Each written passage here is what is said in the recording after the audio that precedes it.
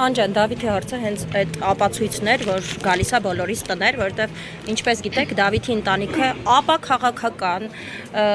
մայրիկը բժշկուի երեխաները 12-րդ դասարանում սովորող երեխեք, այսինքն այնպես չի էլի, որ ինչ-որ ընդդիմադիր հատուկ ու ինձ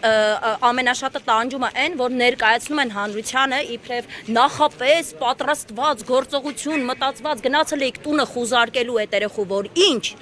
Դուք ինչ եք ուզում 12-րդ դասարանցի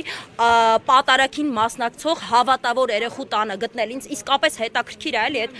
քննիչներին, որոնք իդեպ շատ ինչ-որ անսպասելի ձևով հերթով հրաժարականներ են տալիս։ Ես ուզում եմ նաև հասկանալ հրաժարական են տալիս, թե հեռանում են, ինչ պատճառները, որտեղ միգուցե հասկանում են այդ քննիչները, որ սա նորմալ չի, միգուցե գնում են հիվանդանոցում տեսնում են այդ երեխու վիճակը ու հասկանում են, որ իրանց երեխան էլ այդ տարիքի ու դա նորմալ չի։ Ու որպես մայր եմ ասում, դա նորմալ չի, ժողովուրդ։ Ու անպայման չի մենք հասնենք մի հատ վերջնակետի, հասկանանք, որ չգիտեմ, Աստված չան ինչ-որ վատ բան պատահի, նոր ասենք, հա փաստորեն պետք էր խոսել սրա մասին, ոչ, խոսեք, որովհետև նորից կրկնում եմ, Դավիթը կատեգորիկ ոչ քաղաքական երեխա, ոչ քաղաքական ընտանիքից հայտնվել այս դրության մեջ, վաղը ձեր երեխան է հայտնվելու, եթե դուք այսօր Դավիթի համար ներողություն եմ խնդրում, չեք կանգնում։ Այսօր պիտի կանգնենք Դավիթին չեմ ճանաչել երբեք մայրիկի այդ Տիկին Գայանեի հրաշալիքինա նոր ծանոթացա, նոր առաջին անգամ եմ կյանքումս տեսնում, բայց դա ինձ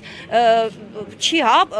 ինչ-որ արդարացներ, եթե ես այսօր ասեի, ես երկու երեխա ունեմ, տանը նստեմ, դե Դավիթը ինձ ինչ, Դավիթը իմ երեխան է, ոնց որ իմ երեխեքն էին այն բոլոր 18 տարեկանները, որոնք կռվեցին, զոհվեցին, վիրավորվեցին ու Փառք Տիրոջը շատերը նաև հետ եկան նորմալ։ Բայց բոլորը մեր երեխեքն էին, 18 տարեկանի ոնց կարելի է ասենց կոտրել, ու ընդհանրապես կոտրել բոլոր երիտասարդների ողնաշարը։